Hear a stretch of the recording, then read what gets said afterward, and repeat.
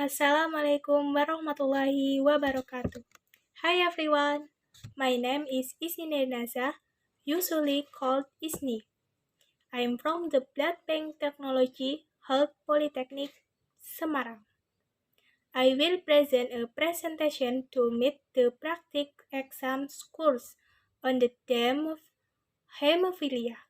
I will explain four topics from the theme.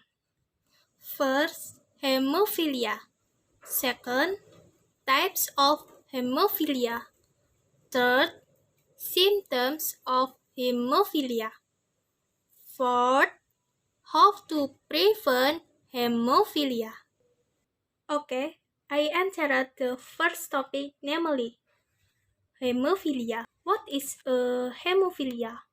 Hemophilia is a disease that can cause bleeding disorders due to lack of blood clotting factors. Finally, bleeding can last a long time when the body is injured. In addition, it is said that about 1 in 10,000 babies born will have hemophilia worldwide. A person who has hemophilia has a deficiency in a protein in his blood. In fact, this protein helps blood to clot completely when it is injured and bleeding. This causes the wounds to be difficult to heal. Okay, then to the second topic, namely types of hemophilia. There are three types of hemophilia. First, hemophilia A. The first type of hemophilia is hemophilia type A.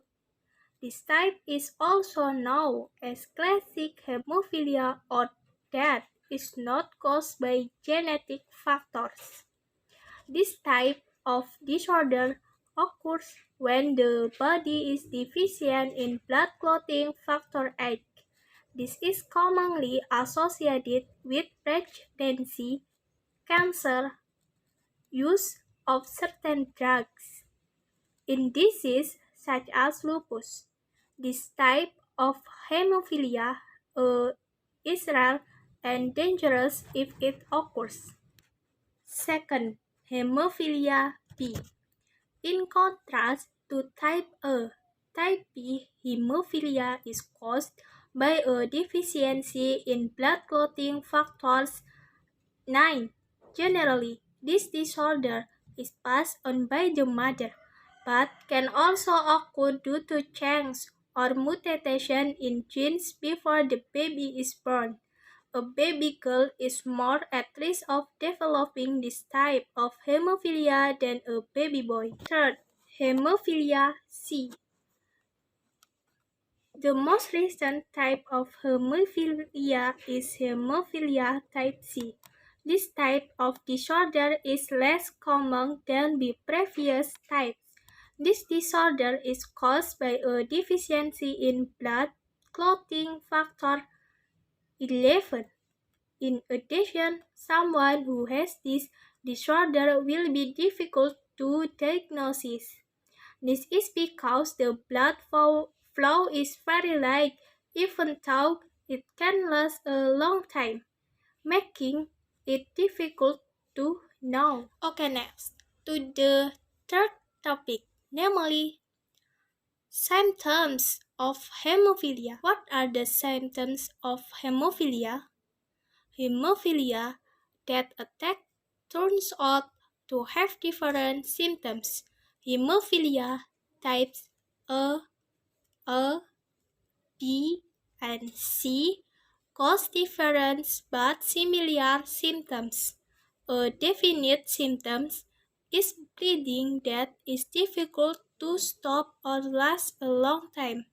In addition, sufferers often experience symptoms such as easy bruising, easy bleeding, numbness, and joint disorders.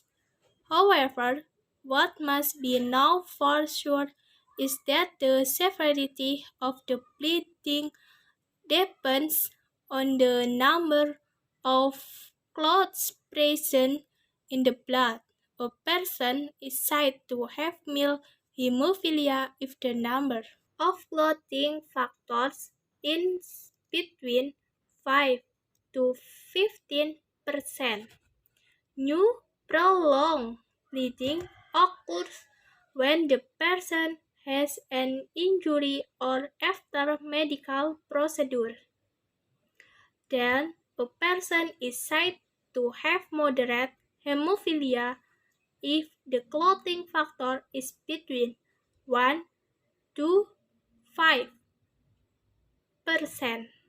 A person who has this disorder will experience symptoms such as skin that is easy to bruise, bleeding around the joints, tingling sensation, and pain in the interiors, elbows, and ankles. Finally, someone who can be said to have severe hemophilia is when the clotting factor is less than a percent.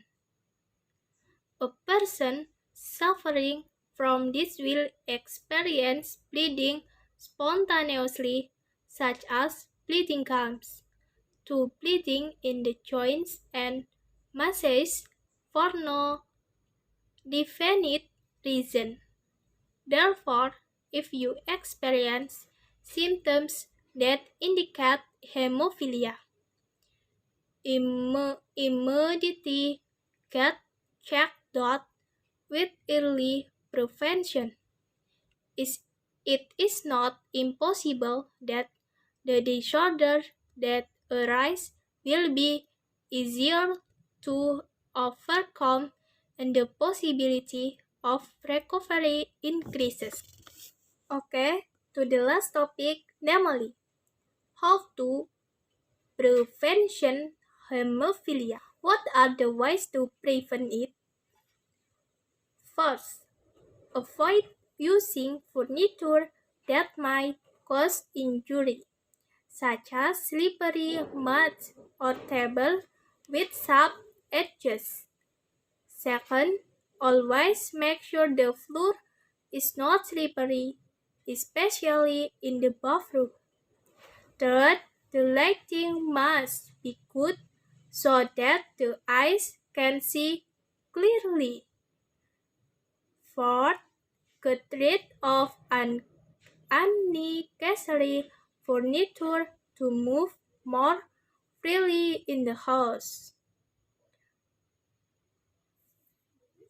Fifth, use necessary safeguards when on the move outside the home. Sixth, keep exercising but only lightly. So, it can be concluded that hemophilia is a genetic disorder in the blood caused by a deficiency of blood clotting factors. Hemophilia A occurs when there is an abnormality in the gene that causes a lack of clotting factor 8. Meanwhile, hemophilia B is caused by a lack of clotting factor 9. Hemophilia A and B cannot be differentiated because they have a similar clinical appearance and a similar pattern of gene in heart disease. Thank you for watching. Hopefully, what I explained can be understood and can be useful, and I apologize if there are mistakes. See you. Wassalamualaikum warahmatullahi wabarakatuh.